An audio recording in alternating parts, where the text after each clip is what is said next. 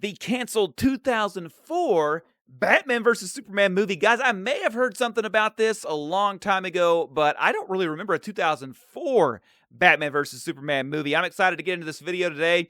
Brand new superhero reaction channel. Don't forget to subscribe. Let's check this out. This video is sponsored by Squarespace. Whether you need a I Doku, the don't world of care too much. superhero movies looked nothing like it does today. Actually, did he not? Back in 2002, the world of superhero movies looked nothing like it does today. No. Spider-Man 1 was taking the world by storm and everybody started to believe in these films again. A lot of Yeah, Spider-Man was the one where it was like, that was pretty cool and fun. these movies were fairly campy and lighthearted, but a movie being worked on in I like that though. the background away from public eye wanted to change all of that. The film was dark and violent, something audience members wouldn't expect. The film was being formed under the secret title, Asylum. Little did the public know, this movie was actually the original Batman vs. Superman. In the end, everything came crashing down and we never saw this mysterious film. But since then, the script has leaked and today we're going in depth to unravel what exactly happened and what this film would have looked like. Yeah, it's interesting because 2004, Superman Returns didn't come out till 2006. So who was this Superman going to be? Like, I want to know. I'm excited, guys. I love stuff like this. Back then, both Superman and Batman were in an odd place. The last real Batman movie was Batman and Robin, and the last Superman film was Superman 4, The Quest for Peace. Their characters weren't really in a great place. Okay, both of those movies I loved as a kid, but I'm aware both of those movies are not up to par. Warner Brothers had to remind the audience how great these characters were, and with the success of Spider-Man, a movie could do just the job. Yeah, our story Spider-Man begins when Andrew Kevin Walker, who was the writer of Seven, came to Warner Brothers with a pitch for a Batman vs. Superman film. It was enjoyed by the executives, but they believed the film was too dark. They did decide that they wanted to go ahead with the idea though. They hired a new writer to rewrite the entire script. I always felt like Batman vs. Superman was pushed in the DCU too fast and everything. It might have been because they got that idea in their head a long time ago and they wanted to do it ever since. That could be why. Let me know in the comments if you know that already and I'm just like coming to an epiphany that's old. Akiva Goldsman, who was a very famous writer in Hollywood, he's the writer of Batman Forever, Batman and Robin, The Fifth Wave, and most recently The Dark Tower, was hired to do a full rewrite. As you can see from his past work, maybe he wasn't the best choice. But I assume they that was hilarious.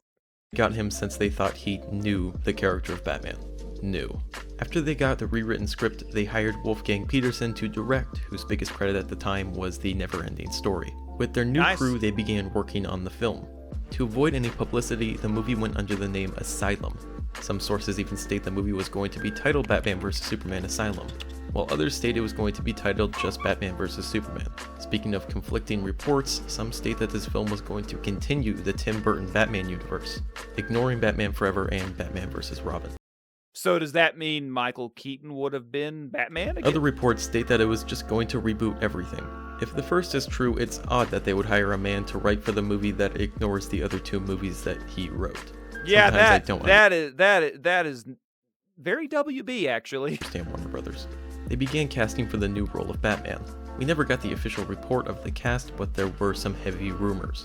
Christian Bale was the main person rumored for Batman, and Jude Law was the favorite for Superman. First of all, I've never, hot take, never been a big fan of Christian Bale as Batman or Bruce Wayne. I like Ben Affleck as Batman and Bruce Wayne. I like both of those. Jude Law as Superman, though? Are you kidding me?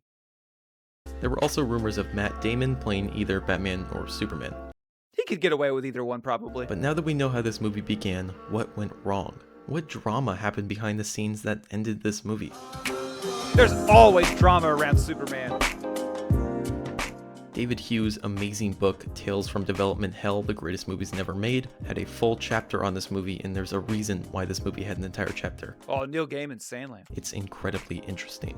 We of course don't know 100% what happened, but these are the heavily implied rumors of what happened. Well, the studio president of Warner Brothers, Alan Horn, was apparently convinced it was better to save both heroes to have their own separate movies. J.J. Abrams, yeah, I think that would have been the good route. The problem is they did the Dark Knight series, and then with Man of Steel, they didn't do a trilogy.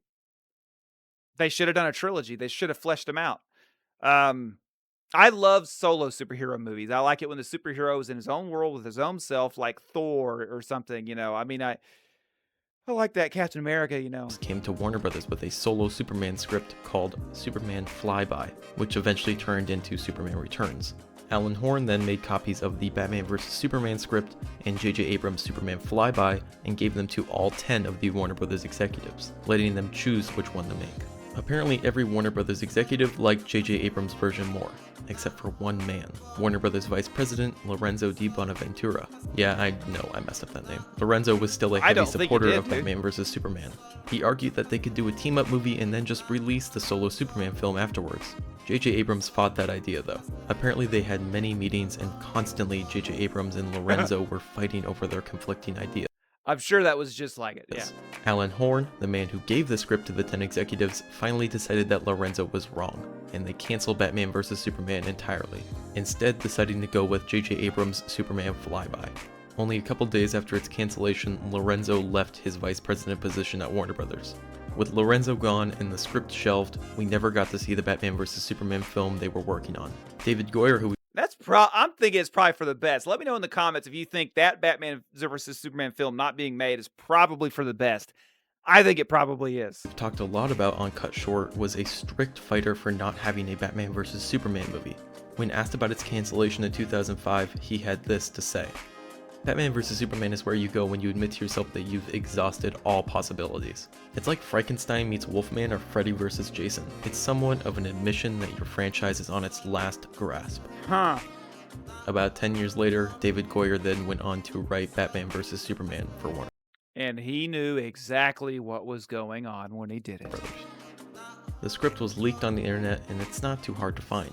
And now that we know what went wrong and what it was going to look like, let's get into the canceled Batman vs. Superman film that divided the executives so much.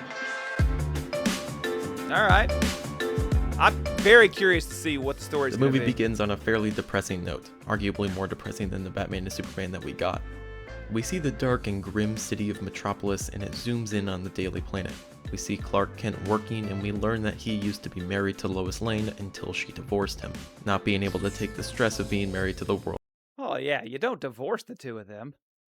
You kill one, but you don't divorce them. Strongest man. So a friend of Clark comes to see him and asks him if he wants to go get a drink with everybody. Superman's like, I don't really drink, so no. So his friend leaves and turns around and calls him a Yep, off to a good start. After this, we see Superman take out his anger by going to hunt some criminals in the city. Then we cut to see how Bruce Wayne is holding up. Spoiler alert, it's not good. We see old man Bruce Wayne and he's looking fairly grim. He's been retired from being Batman for about 5 years and things never really went his way. Dick Grayson, his Robin, has been killed. Commissioner Gordon has died, Alfred is dead, and even the Joker was killed. Batman has nobody left and he's the grumpiest he's ever been. He doesn't even have Joker. Like in Lego Batman, it's like that's his I don't know. You get it. Until we hear that Batman has found a new love of his life and they're getting married. Woo! Her name is Elizabeth Miller and she's perfect for Batman. Some would say too perfect. And by some, I mean Barbara Gordon literally says it at their wedding, which is the biggest red flag ever, but fine, we'll let it slide. We then see Clark Kent and Bruce Wayne talking to each other. Clark then says to Bruce that Lois and his divorce has been finalized. Wow, good going, Tiger. Tell Bruce more about your painful divorce on his wedding day. So then Bruce and Clark continue to talk and Bruce tells the story of why he's stopped being Batman. Bruce says to Clark, quote, after Dick was murdered, it stopped being about justice. It started being about revenge. Here's the thing about blood. You develop a taste for it and then a thirst. I was putting them in the hospital and it wasn't enough. I wanted to kill them, each one in that endless parade of freaks. That makes sense. That's kind of where Bruce was in Batman versus Superman, Ultimate Cut. You know what I'm talking about, the new one. And that is interesting. He gets to a point where he's being cruel. And I guess he got past that and found that he shouldn't be doing that. And I knew that if I started killing, I wouldn't stop. You wouldn't understand. It's a weakness we have, a human thing. Jesus, Bruce. But after this heartwarming speech, Bruce and Elizabeth get married with Clark Kent as their best man. Woo! And then Bruce and Elizabeth go on a beautiful honeymoon. Woo! And then Elizabeth is killed by a poison bee. Wait, what? So a toy bee comes for Elizabeth in the middle of their honeymoon. Is it Toy Bee? Is it Toy Man that did it? And stings her, injecting her with a poisonous Joker toxin, killing her. After watching this firsthand, Bruce is filled with anger and realizes he needs to stop sitting around and Batman up yet again. You know, it was really good that he lifted those tires. Otherwise, I don't think he could have took Superman. It's really lucky. He will solve this mystery if it's the last thing that he does. Full of cobwebs, he reignites the Batcave and hologram Alfred shows up. So Alfred's dead, but not really. After this, Superman shows up and tells Batman that he shouldn't be doing this. He shouldn't be trying to get revenge after Elizabeth's death. Batman looks at him in the eyes and says, quote, "I'm going to find whoever did this, and when I do, I'm going to take his skin and hang it in front of his eyes." So Superman's like, wow, okay, that's pretty messed up, I'm gonna go. Batman's like, yeah, you better. After this, Batman goes searching for this copycat Joker who killed Elizabeth, and he meets... Guys, that Batman scene, to me, is like the best live-action Batman fighting scene ever. It is so Batman. Like, if Batman were real, I feel like that's how it would go. He gets stabbed, shot. Like, it is very brutal. Really cool. Criminals on the way. The criminals admit that they're linked to the crime, so Batman beats them almost to death, and then says that the only reason he's not killing them is so they can spread the word that Batman is back. Batman continues to search for any men linked to the crime. He is then met with two other criminals named Jeeves 1 and Jeeves 2. When Batman is about to assault them, the Joker does a handstand flippy thing out of nowhere to reveal that he's still alive. Batman is incredibly surprised. He asks how the Joker is still alive, and the Joker just says he doesn't have time for this. As soon as they're done talking, Joker and his two henchmen begin to beat down on Batman. Hard. Joker is about to kill Batman only to be stopped. I don't have time for this. That's it? That's the Joker's story? By Jeeves 1 and 2, leaving Batman how he left his former victims, bloody and beaten down. Superman is out doing his own investigating when he goes to the local prison to question Lex Luthor. He's suspicious on whether or not Lex had anything to do with Elizabeth's death. Lex Luthor drops several bombs on Superman. He tells Superman that he figured out who Batman really is. He's Bruce Wayne. And that he's been trying to pit Batman against Superman for a while now since he can't physically kill Superman in prison. So what's Lex Luthor's way of having them fight? He created clones of the Joker that he ordered to kill Batman's wife Elizabeth because he knew that Batman would lose his mind and start running around killing people, and then he knew that Superman wouldn't put up with this, so he knew that this would lead to Superman having to fight crazy ass Batman. So in this one, he creates Joker clone instead of a Doomsday clone, or whatever. Joker kills Batman's wife. Batman goes crazy and kills. Superman doesn't like it, and So in this one, it's more that Superman is the one going like, "What's he doing?" Because in the other one, it was Batman's the one like, "Man, he's going nuts. He's doing things he shouldn't be doing." Batman. And he knew that Batman was smart enough to kill Superman. Pretty convoluted plan, but I mean, the movie's called Batman vs. Superman, so I guess it worked. So Superman is then like, well, I guess I have to fight Batman and do what Luthor wanted because it's the only way to knock some sense into him. Probably not the only way, but whatever, it'd be way less I would think he wouldn't even think it would be a fight. I would think he would think it was just like, I'm just going to capture him. Entertaining if the movie was called Batman and Superman Talk Out Their Differences. So as the film reaches the final climax, Batman goes to kill the Joker for good, but Superman is there to stop him because it's wrong to kill the enemy. Batman reveals that he knew he would be there, so he has kryptonite-laced armor. Batman then decides that Superman is against him, so they begin the fight. They do He's got kryptonite-laced armor. He just needs to stay away in heat vision. You know what I'm saying? Freeze him, blow him away. You know what I'm saying? Like, he can they never make him fight at a distance. Metallo in the animated series, I think he figures that out and tries to do that kind of stuff, but yeah. Basically all the same usual punchy punches and the occasional freeze breath and heat vision from the Batman and Superman movie that we got. But remember, Superman is not at his max power because of all the kryptonite. I'm not sure what Joker is doing during this fight, probably having a nice bit of popped kettle corn, maybe filming for that YouTube ad revenue. As the fight rages on, Batman shoots off a kryptonite arrow that impales Superman, leaving him unable to fight. Batman then leaves Superman there and goes to kill the Joker. As he beats him down, the Joker admits that he created Batman's perfect woman, Elizabeth. He did this to turn Batman absolutely crazy when he killed her and break his mind. Batman's spirit is then broken and he gives up. Batman has nothing to live for if he's actually able to turn into this horrible monster from the Joker. Just as the Joker is about to kill Batman, a piece of granite hits Joker right in the stomach, literally folding him in half. That is actually what the script says. I have no idea how he's still alive.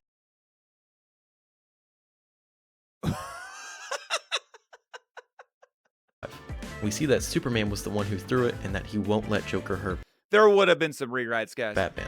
Joker then sends Jeeves 1 and Jeeves 2 after Batman and Superman, who are now fighting together. They quickly learn that the Jeeves are superpowered, so it will be hard to beat them, but it's their movie, so they do.